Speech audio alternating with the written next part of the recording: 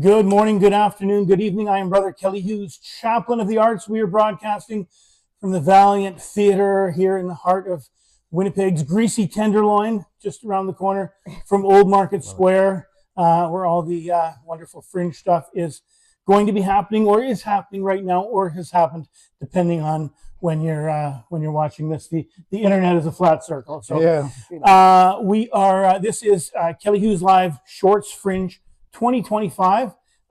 So whether you are watching this on Instagram, Facebook, YouTube, God help us, TikTok, or listening on UMFM 101.5, thank you for stopping by. I'm here with my guests, and my guests are Michael Strickland and Cora Matheson. How you doing? Doing great. I'm really glad I had this cheat thing. Yeah. Everybody else is like, I didn't ask anybody for their cards last time. And then I couldn't remember. So I'm just asking people. Some of those you and you. Thanks for coming. Because some things are not memorable, but this is memorable. Can you see that there? Daredevils. Yeah. Don't Look Down. And it is, it's kind of fun. It's sort of, it's in the style of one of those old kind of circus posters. Yeah. That's kind of that was intentional. That's it. Well, no, obviously, and that's a nice little mustache. Do you ever grow a mustache? Oh man, I'll tell you right now. I actually came to a rehearsal. Was it yesterday? Yes. With this thick, practically Mario mustache, but it's more handlebar. And I'm like, please let me have this for the play. And they're like, no, we're not doing that. Wow. So it looks surprisingly natural, though. Yes. Oh, it wasn't real. No. I mean, I have grown a mustache before. I did a play back in 2007 called Playboy of the Western World. Oh, yeah. I was an Irishman, and I needed the full. That's the only time in the history of my life I've ever grown it that big. That's I grew a mustache one time, not on purpose. Same. I was just I said to myself, I'm gonna happens often. I'm gonna not shave until this thing happens. That was kind of what I said. Yeah. And I thought it was the thing that was going to happen, and the thing never happened. Oh, and then I ended up with this big, disgusting mustache that kind of, it sort of starts to get into your past your lip and your mouth, I hate that. and it somehow inexplicably smelled like cake all the time, which is not really. You don't. It could be worse things. Yeah, sure. There's always something worse, but you want your cake to smell like cake, not your facial hair, especially when you haven't had your cake. That's all I'm saying. That's weird. I don't know what it means. I love it. I don't know what it means. Weird. Anyway, we won't ask you if you've ever grown a mustache or. I already said. Hate it when that unintentional stash comes in. Oh yeah. Cake smelling. I understand, guys. Okay, it just you get sneaks it. up on you. Right? You get it. This show is happening at, I'm so happy to have this visual cue here. It's so nice. It feels nice too. It's shiny on one side. Yeah. We didn't cheap out. You're at venue 2, which is MTC Up the Alley. Yeah. Which is a great venue. You're opening on July 17th at the prized time of 11:15 a.m. Yeah. After your morning coffee. Yeah. And what's the show? Well, Go for it, Michael. Okay. Well, you had to know what I was going to ask you. Oh yeah, that is the question. I was just waiting for Cora to dive in on that one. Well, to very quickly summarize it, so the story Daredevils was written by a local playwright named Ellen Peterson. She's actually quite a phenomenal playwright. She's done a lot of and person. And a phenomenal person. She's so much fun to hang out with. But what's great about this is that this play was actually written about two real life people back in the 1800s who walked across the Niagara Gorge. Actually, the very first two people. So first man and first woman. Yeah. So the Great Blondin is the character that I'll be playing. His name is Jean-François Gravelier. He walked across the Niagara Gorge. For our English viewers, that's John Frank Gravel. Sorry, go ahead. Oh, the Anglicism. But yeah, so basically he was the very first person to ever walk across the Niagara Gorge on a tightrope. Yeah. And he did some things that even still to this day, we've talked about it a few times, both what he and Maria Spelterini, which is her character, what they did on the rope is so genuinely unbelievable. Insanity. I don't know how anybody could actually do that on a rope that is 2.5 inch diameters. Highly advise Googling these people and Mhm. finding pictures, and you'll see what we're talking about. This guy cooked an omelet, brought on a stove up onto the rope, just set her down, cooked omelets on top. Another one, he had his like manager or assistant on his back, walked the tightrope, like insane things. Yeah, 180 feet above the Niagara Gorge. It's insane. What was their were they busking, or like what was their revenue stream for that? Oh, well, I can imagine in 1873, I think was when you walked across, or when your character walked Something like across that, the gorge, yeah. is I bet you $1 was like $1 million back then. Or I have no nothing, because Or as nothing, you know, yes. one of the deeper themes is about what artists will do for their own, because of their own passion. So they probably did it for nothing. because of their own mental illness, Their own which we're calling passion. desire, Mhm. passion, yes. Have you? So like when I scroll down on my phone and Facebook, it eventually just shows me those reels, which are kind of in the thing, and like if you click on one thing, then it just shows you that stuff all the time. So sometimes I'll click on a thing and I'll watch a certain thing, and then all I'm watching is people base jumping and people doing parkour and people jumping off things, and like they're just like they're all nuts. They're all like completely nuts, and I just think, I mean, I guess they have a degree of confidence that they're probably not going to break their neck, but like also it looks like maybe they don't care. Well, that's the other really fascinating thing that we have had in our discussions with our director, Matt Paris-Irvin, and our stage manager, Carolyn Is Matt Schroeder. also fun to be around? Oh, yeah. Matt's a gem. Matt is a gong Matt's show. the best. Oh. Everyone work with Matt. He's awesome. Phenomenal up-and-coming director. He's already up. He's up there. Perfect. Amazing guy. Anyways, one of our conversations starting at the very top has been kind of that theme of what drives these people to do these insane acts. What is that? Because those people we see doing those even to this day, it's like, what? Why? But there's something there that drives them. And that's kind of one of the underlying things. So if people want to find out the answer to that, they have to pay their $13. You bet they do. Sure do. Now, what's the most daredevil thing you've ever done? Me? Oh, Lord. I don't know if I can say that on camera. Most daredevil thing, I didn't realize that it was a daredevil thing at the time, because when you're kids, you're just like, I'm going to do this thing that's probably super stupid, but it seems like fun, so we're going to do it. I used to live on the farm way out in this place called Beausejour. Oh, so you've done so many stupid things. Oh, yeah. It's an encyclopedia at this point of stupid things. That's There's not much to do on the farm except like jump off silos and stuff. Yeah. And that is one of the things that we didn't jump off, but we definitely climbed up barefoot with something on our feet that was not such a smart idea because it makes things slippery. I'll let you use your imagination on that one.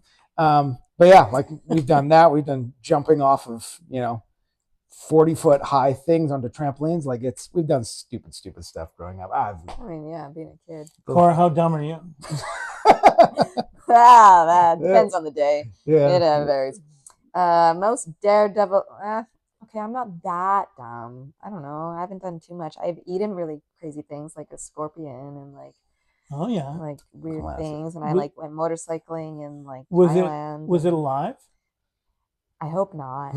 Was it on like a dare, or did you just were you just sitting there and you just saw it and you just ate it? I was just doing the thing that you do when you're traveling to different places and eating the things and. Yeah. See, I've done that with Sugar Mountain, where they're like, "Oh, look, you've got the tiny little scorpion in a lollipop," and you slowly eat away at that. That's about as. I'm not as badass as you. Is that a thing that people want? A little scorpion in their lollipop? Apparently, because there's like crickets and scorpions and all kinds of stuff. Yeah, I know. My partner is vegan, and for a while we were trying to. Cats are obligate carnivores, so they have to eat meat.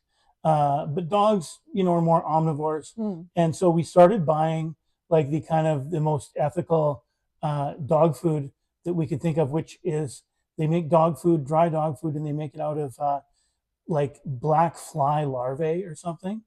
And interesting. It is, you're making the face, even though you're the scorpion eater here. But, each to their own. But actually, one of our dogs, he'll kind of eat anything. Yeah. And the other dog just looked at it and she was like, that's not food. Weird. She lost Yeah. about 7 pounds, and we had to stop. We had to switch back because she just wouldn't eat it. Fair. But it doesn't seem. And then I watched like on the internet, like they make them in France, and they're all in these like the big kind of factory warehouse, and they've got all these trays, that have all these little guys wriggling around, and yeah. Each to their own, even in animals. Yeah, Yeah. clearly. And the French, they've got kind of the stomach for that, right? That's not. I mean, we do to an extent, but But yes, these characters are definitely a lot more daring than I, Substantially. and I Oh, my think Lord. Michael as well, which has been interesting to figure out. yeah. And It's the play itself is just, it's so unbelievably funny, and it's there's so much going on within. Like, I find that there's a lot of pieces that tie back to each other, so if you're really paying attention throughout the whole story, it starts to reveal a lot more that really kind of gets you on the edge of your seat, so that by the end of the whole play you're like, oh, now it makes sense, and I see how this is all tied together. So it's very layered. Yeah. very layered. Are you like on a little bit of a tightrope, or is it just all mine? Or is it giving it away? Do we tell? That's a great question. Do we tell? You literally have to come to see how we have. Okay. There is a rope. Has Cora Matheson learned to tightrope walk? Question mark. Ooh. Yes. We're going to find out. And I'm not even going to tell you if I do. What kind of shoes? What kind of shoes did she wear when she did the thing? Do you know? I have tried to really figure this out, and mostly it's just been pictures that have helped me with research. Yeah. And it really just looked like booties, little ankle booties. Yeah. It didn't look like anything too special. Yeah. I think more like a dance boot-ish thing. Mhm. Which, there's been so many logistics with this fun but challenging show to figure out that, we can't do everything perfectly in terms of the footwear, etc. But yeah, no, I think they just wore some little booty dance type thing. You would think with a bit of grip, but I mean, they're doing all crazy things, so who knows? Mhm. How do you think you would have done in the 19th century? You? In life? Yeah. Or if I was a tightrope walker? Just in life. Interesting. Good question. I would have been, can I swear? Yeah. I would have been pissed off because like that my swearing? character, well, it is technically, Oh, okay. it's very Okay. little, Okay. but I don't know if kids are watching. No, Anyways. the kids are not watching. All right. I think actually I would have been a lot like my character that I play in the show and frustrated by the rules and limitations set upon women. Yeah. So I would have The probably, patriarchy. yeah. We get it, right?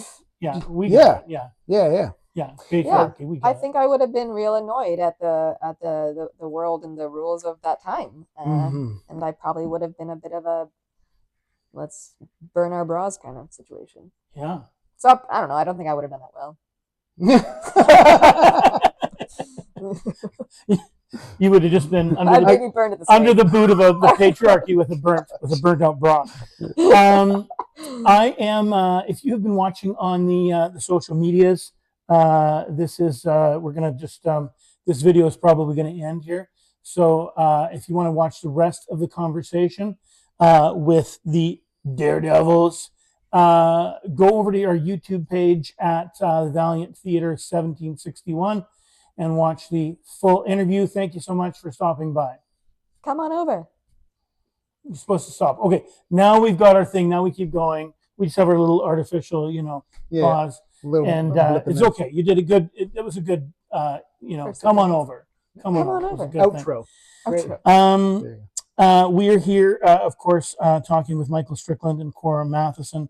Daredevils Don't Look Down. We're talking about a pair of 19th century daredevils, Canadian daredevils, and we are talking about what drives Someone to be that crazy. someone to be that crazy.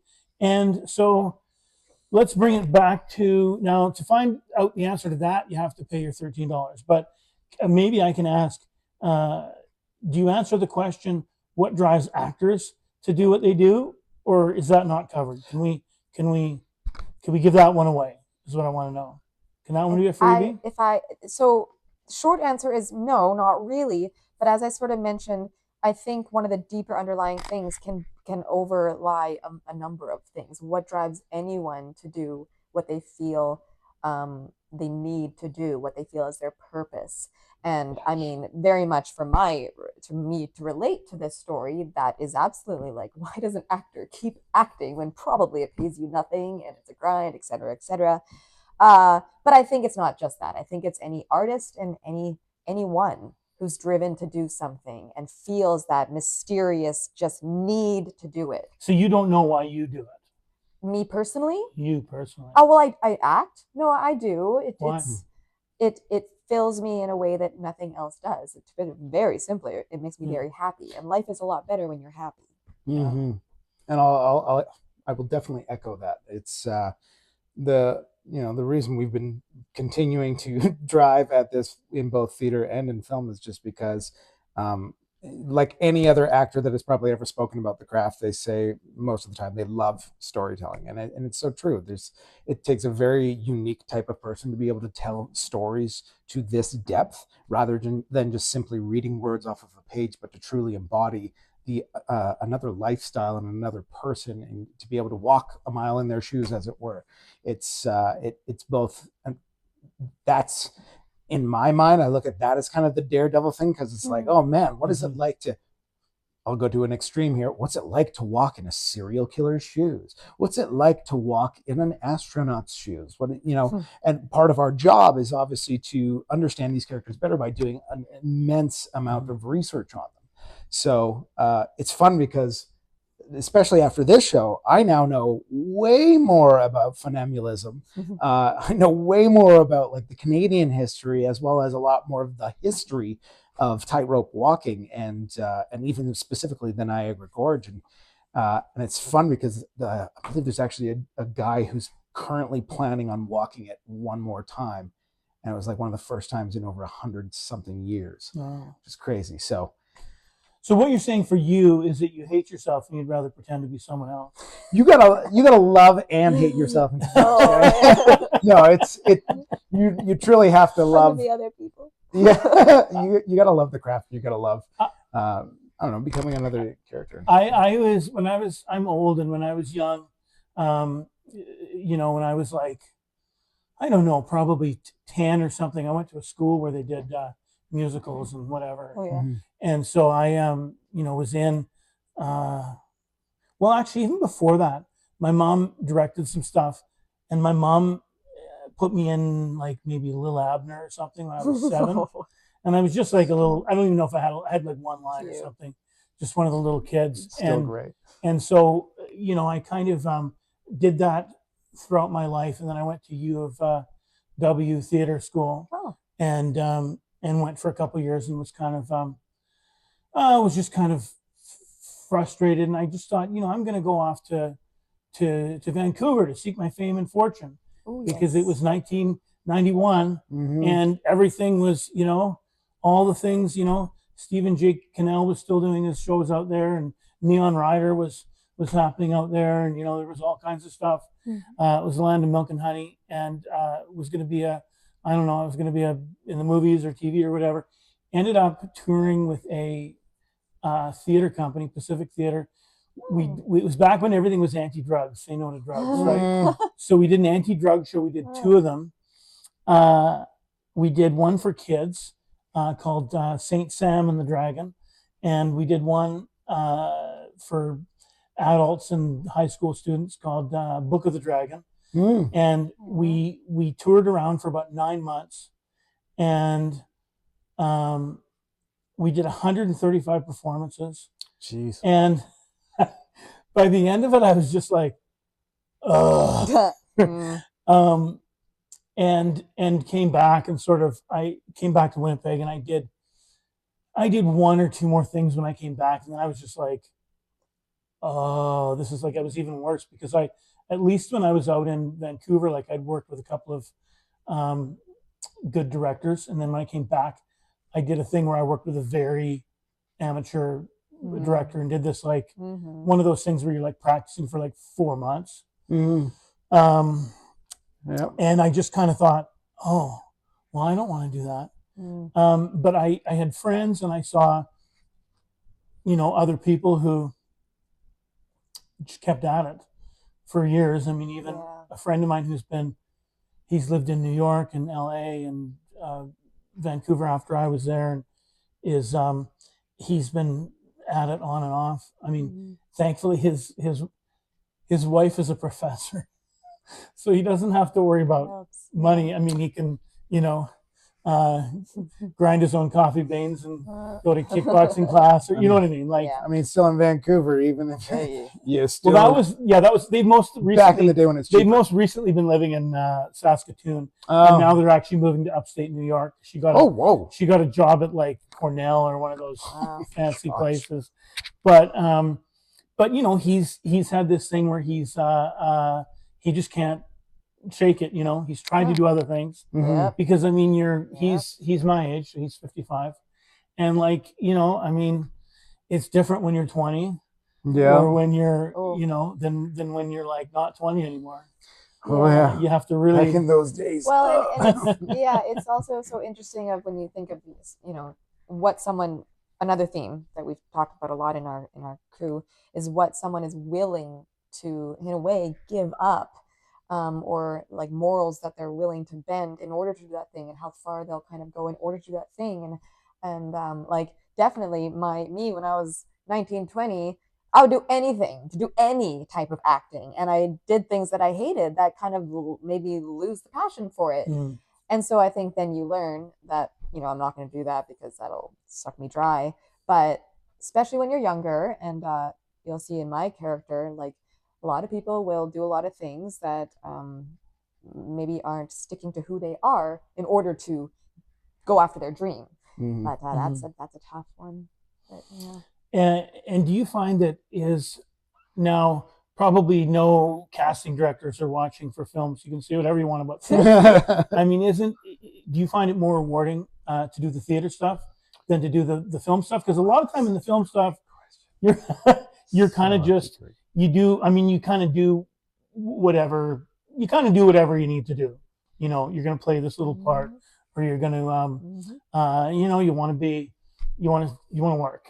And the theater stuff is you're not a little piece of meat that they're plugging in a hole. When you're doing the theater, Cora and I literally just talked about this yesterday. Yeah. So, for example, I haven't done any theater in over 10 years now. Wow. I've been very focused specifically on the film and television industry. And there was a point in time where I found that, and don't get me wrong, I absolutely love and adore film, and I will continue to do film till the day I die. But there is something about that stop and start that you constantly have to do in film, where it's like, you might go in and you have to memorize, say at most like 9 to 10 pages for a day, because you're shooting 3-4 scenes, whatever it might be, for that entire shoot day, which could be anywhere between 8 to 14 hours. But it's always stop and start, do the same scene over and over and over again, change your angles, and then all that other jazz. And it's still fun because you get to be able to play and try different things in that moment. But the thing that we were chatting about earlier, that when it comes to theater, you're doing, for example, like in our show, it's a 42-page nonstop, just the two of us, go with pages of monologues, and like the dynamics that these characters have it's just like it's exciting, and it's big. So to be able to do that nonstop and really be able to play with and explore the character and get a lot more within the depths of the moment before and all that other fun stuff, there is something really fun and exhilarating about theater. But if you fuck up, you got to keep going. You got to figure it out. You have to keep going. There's no can you take that again? And because this is working in front of a little, I was going to say camera, but I mean, we're literally looking at my phone. But it is on a tripod. It is on a tripod. It's still a camera. A branded tripod, so it's okay. We feel a little bit, a little bit legit. But I mean, this is sort of one thing. But like, really being in front of a live audience, because even though I gave up on my on my acting. I've done a lot of stuff on stage, mostly as myself, Mhm. and some of the best times. I mean, I've even so this Kelly Hughes Live is what it sounds like. It's a live talk show with music and guests and the whole thing. So this would be kind of a part of it. Then we'd have the music and all the Wow. stuff and kind of a big thing. And we've done 100 of them, and they would be live in front of an audience. And some of the best times that I ever had were like we would have a small room. We'd have like, I mean, the room would be the same size. We'd have like 15 people, but to have 15 people who are like super dialed in, and they're like super. Every single person's like super into what you're doing. And you're experiencing something all together. There's absolutely nothing like that. And then even like 10 years later, somebody will say, "Oh, hey, I remember when I saw you do this," and you're like, "Really? Because it Okay, impacted them. yeah." It can impact people. And to me, that's the internet is great. We love the internet, but there is really something about having that connection. Like you say, you're creating something together. Yeah, it's incredibly special. Yeah. You're making them walk the tightrope. Yes, they get to experience Tension with more us. than just the Yes. The show is Daredevils. Don't look down. Don't look down is not. It just says that on the thing, but That's I want to just say an that enticing line. because it's like Oh, yeah. it sounds like one of those movies, like don't, like a scary movie. Yeah. Don't look Yeah. down. True. Yeah. Don't breathe. That's one. That's what's the movie. Yeah, You were probably in that movie. I was not. Were you in like any of the Chucky movies? I auditioned for a couple of the Chucky Yeah. movies when they were here in Winnipeg, but no, I didn't do that one. The show is at MTC Up the Alley, which Thursday, July 17th, 11:15 a.m. is the start. Tickets are $13. Anything you'd like to go see that's not you? Oh, So Lord. much. There's, like, we were so much. just going over that, too. There's at Too least 15. on Our the playwright docket. Ellen Peterson has another show in the Fringe that she wrote Yeah. called The Goose, so I definitely want to support her with that one. Yeah. I have a number of friends there's so many. Okay. There's literally so Well, many. just tell me what you want to go see and not all the people who are doing shows that you think you should see. Just off the top of your head. Click You, Gallery Wall, Finding Richard Close, Sugar Boys the musical. Okay, you can You're do already doing better than me. Monkey Paw. So many. Yeah. Monkey Pie, yeah. And yours is her list plus what else? I'm so bad at this. I don't remember a single one of the plays, but I know you try to at think least. of them. You can't think of the names. Puppets. Just say puppets. You want to see puppets? Yes, Poppets. I don't even know which one that is.